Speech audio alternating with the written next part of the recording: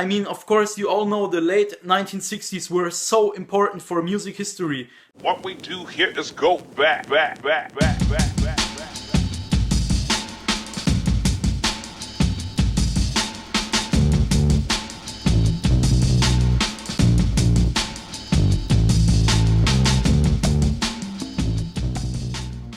Hello friends and welcome to my new video.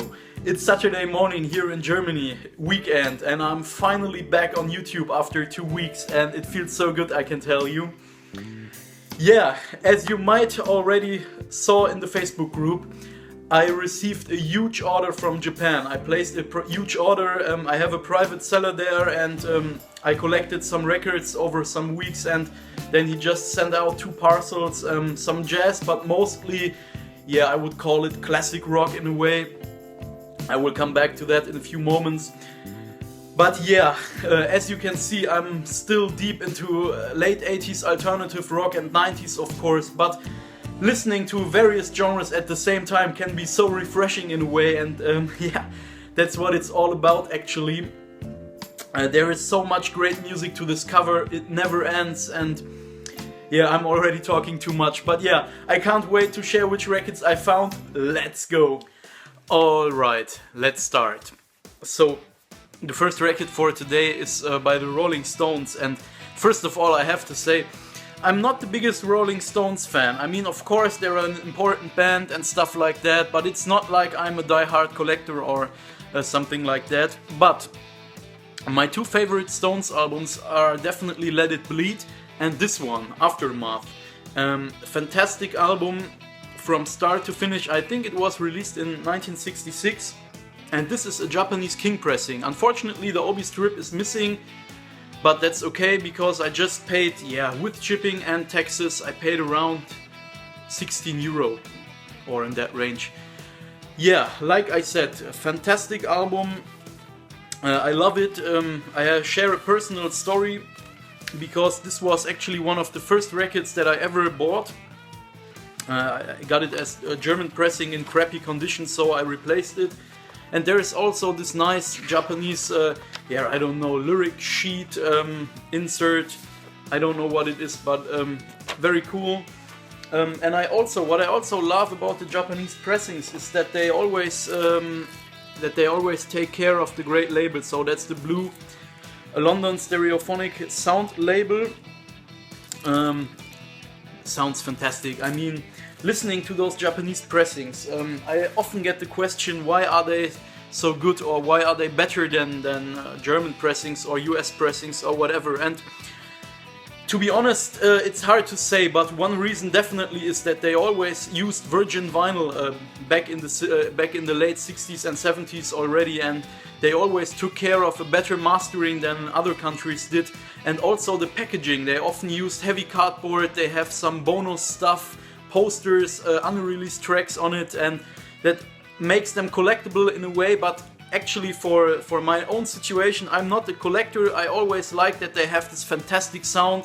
And I also have to say, I think Japanese pressings back in the day had a special, there were special taxes, Japanese taxes on music if you buy them in Japan.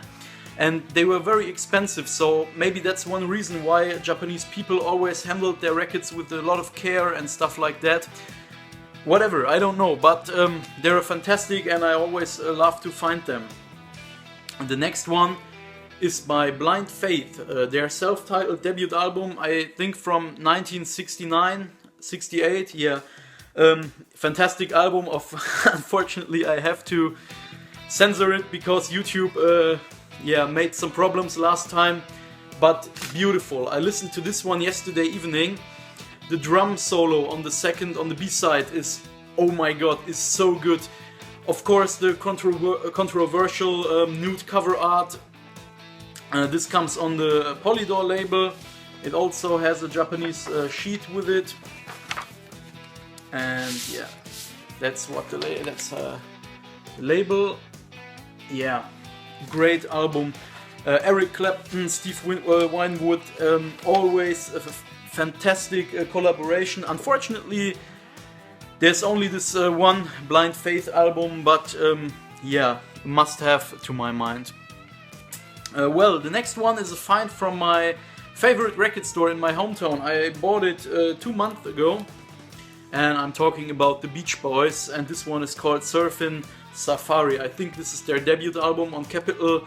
This is the stereo pressing. I would love to get a mono pressing at some point, but yeah, this is like it was released in 1962, early 60s, surf pop, sunshine music, beautiful. You have some classic tracks on it, and I paid $15 for it. Of course, near mint condition. Great album. There are also some reissues on Analog Productions at the moment. Yeah, buy them. Fantastic stuff. The next one is definitely an audiophile highlight as well. Classic 80s album, and this is also one of the cheap albums that you can find that are highly recommended for audiophile listening experience. And of course I'm talking about Toto 4, released in 1982.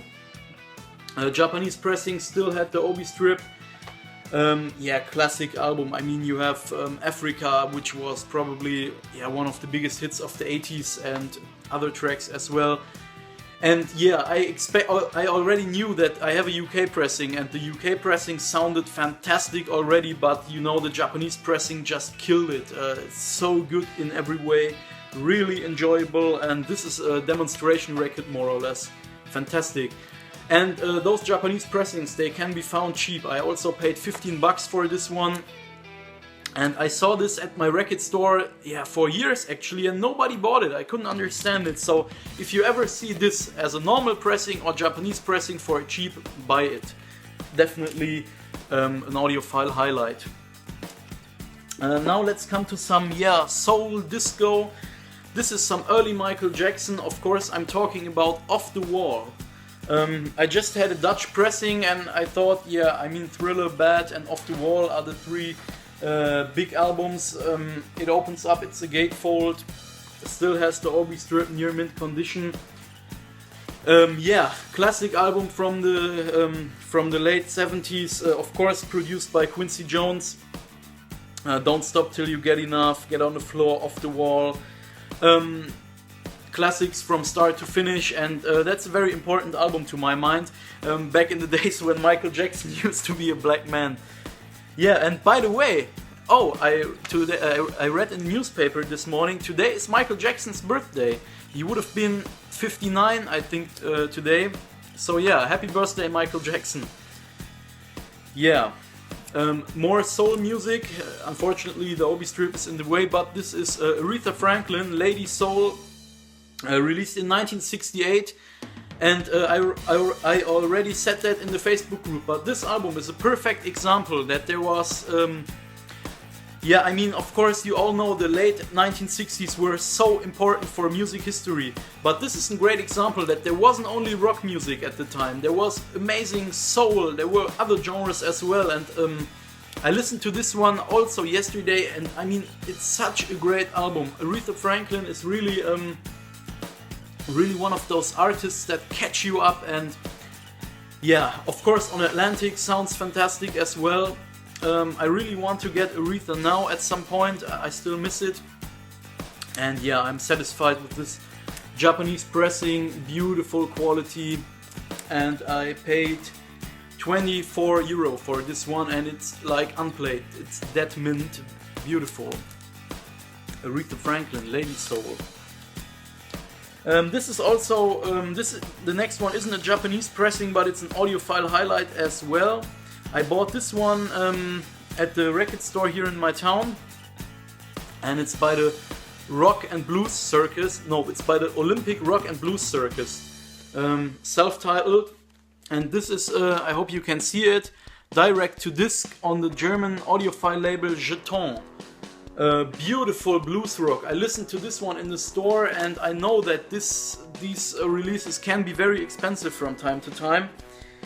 Direct to disc recording, that's the label, and that's awesome stuff. It sounds so good, and that was a blind buy more or less, but really worth it. Fantastic stuff.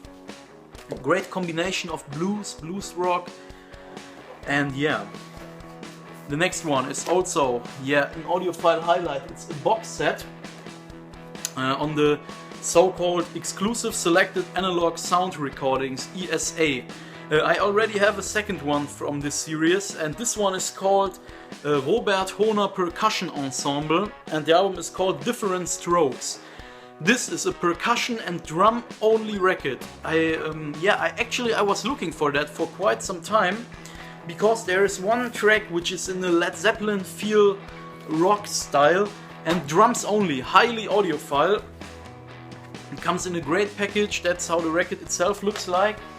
And yeah, when you're listening to one instrument only, you can really focus while you're listening.